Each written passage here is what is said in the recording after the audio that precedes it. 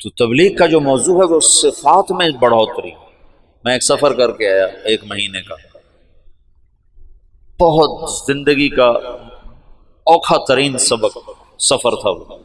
تو میں رائے میں ایسے بیٹھا تھا، 3 چلے کی بات، تو ایک میری 18 سال عمر تھی، تو ایک صاحب میرے پاس بیٹھے تھے، کہنے لگے بیٹا کہاں سے آئے ہو؟ میں نے کہا جی میں ادھر گیا تھا قصور کی طرف، 1 مہینے کا سفر۔ کیا سیکھا؟ کیا سیکھا؟ کچھ نے کہ کیا سیکھا؟ اور جو میرے ساتھ گئے تھے سب ان پڑھ، سارے ان پڑھ، امیر بھی ان پڑھ، اور روزانہ لڑتے تھے۔ عجب لڑائی تھی، جماعتوں میں لڑائی ہوتی ہے سالن اچھا کیوں نہیں بنایا، وہ لڑتے تھے سالن اچھا کیوں بنایا، اس پہ لڑتے تھے۔ آج آلو زیادہ کیوں ڈالیں، آج دال زیادہ کیوں ڈالیں۔ ایک پٹھان کہتا تھا میں نے چائے نہیں پینی، میرے 4 آنے روزانہ واپس کیا کرو۔ 4 آنے کی چائے کی پیالی ہوتی تھی، اگر میرے 4 آنے واپس کیا کرو۔ ایک تھا رنگڑ، اس کا نام تھا سلیمان، وہ بریلویوں کی مسجدیں جہاں جائے وہ اذان دینا شروع کرتا، اس کو امیر اور اس کی روزانہ لڑائی ہو۔ وہ کہے تو نے رائمنڈ میں سونا نہیں تھا، اذان نہیں دینی، مسجد کے کام میں دخل نہیں دینا۔ وہ کہ رائمنڈ والے کو ٹھیکیدار جو اذان دے گا اس کی گردن اونچی ہوگی میں دوں گا۔ اب وہ بسی والوں کی لڑائی ہو گئی، تو نے اذان کیوں دی؟ وہ امیر اس سے لڑے، تو نے اذان کیوں دی؟ اس پہ دونوں کے آپس میں گتھم گتھا۔ ایک دفعہ امیر کی ڈیوٹی لگی کھانا پکانے کی، وہ اس کو کچھ نہیں ملتا ہی کچھ نہیں، سالن نہیں بن سکا، تو اس نے چاولوں میں گڑ ڈال دے چلو میٹھے ہو جائیں تو کھائے جائیں۔ تو ایک ڈیرہ اسماعیل خان کا، تو اس نے ڈوئی اٹھا کے جو ماری نا اس کو کہ تو نے میٹھے چاول کیوں بنائے، ہم قرضہ لے کے آئے ہیں، تم نے اتنا پیسہ کیوں خرچ کیا۔ یہ سفر تھا، تو اس میں کیا سیکھتا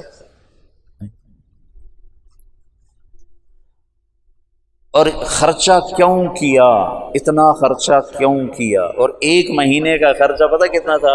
کرایہ ملا کر رائمنڈ سے رائمنڈ 27 روپے، 27 مجھے آج تک یاد ہے۔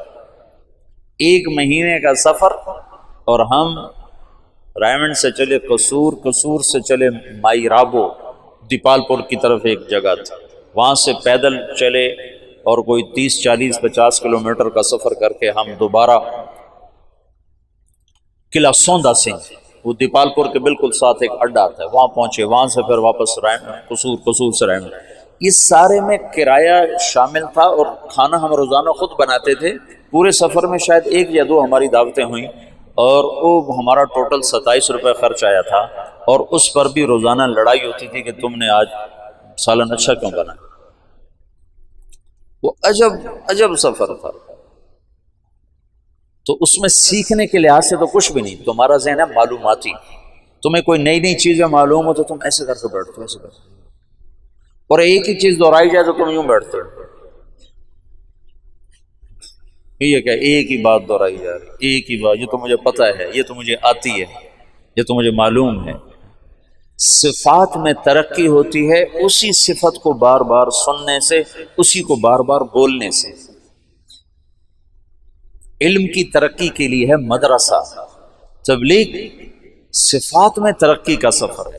ایمان کو روز سنو تاکہ ایمان بڑھے، نماز کو روز سنو تاکہ نماز بڑھے، علم کو روز فضائل کو سنو تاکہ عمل کا شوق پیدا ہو، روز ذکر کرو تاکہ اللہ سے تعلق پیدا ہو، روز اپنے اخلاق سناؤ تاکہ تواضع پیدا ہو، روز اپنی نیت کے بارے میں سنو تاکہ نیت اچھی ہو۔ یہ ایک چیز کو بار بار سنو۔ کہنے لگا آپ نے کیا سیکھا؟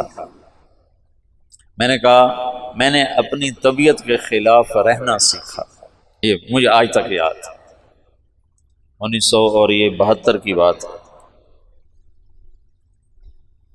میں نے کہا میں نے اپنی طبیعت کے خلاف رہنا سیکھا، کہ وہ 1 مہینہ میرا 1 منٹ دل نہیں چاہتا تھا ان کے ساتھ وقت گزارنا، کیونکہ میں کالج سے نکلا، میں نے ان کو دیکھا سارے ان پڑھ دیہاتی، تو میرے جی میں آیا یہ مجھے کیا سکھائیں گے، ان سے تو پہلے ہی زیادہ میں جانتا ہوں، معلوماتی ذہن، معلوماتی۔ تبلیغ کا فائدہ ہے صفاتی نہ کہ معلوماتی۔ تم ایک ان پڑھ کی بات بھی دھیان سے سنو گے تو اللہ کی قسم تمہیں بیان کی حلاوت محسوس ہوگی، تم سنتے نہیں ہو، صرف بیٹھتے ہو۔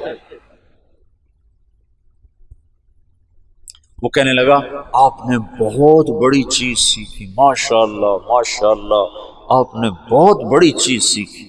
مجھے نہیں خبر وہ کون تھے، ایسے مہمانوں میں تھے۔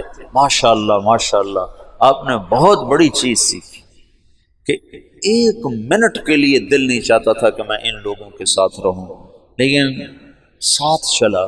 طبیعت کو ناگواری میں رہنا آ گیا، آگے بہت ناگواریاں دیکھنا میرے لیے طے تھا، تو اللہ نے میرے پہلے سفر میں ایسی بنیاد بنائی کہ میں پس کے رہ گیا، روزانہ میں بھاگ جاؤں گا بھاگ جاؤں گا۔ ایک دفعہ تو میں نے بستر باندھ لیا، بستر باندھ کے اور اس پر ایسے گھٹنے ٹیک کے اس کو گانٹھ لگا رہا تھا کہ مجھے اپنی حیت یاد، کیفیت یاد۔ یوں میں ایسے تھوڑا سا نیچے ہو کر میں نے اس کو گانٹھ لگائی اور اٹھانے کے لیے جھکا تو ایک دم پھر کوئی طاقت نے مجھے وہاں سے پیچھے ہٹا دیا۔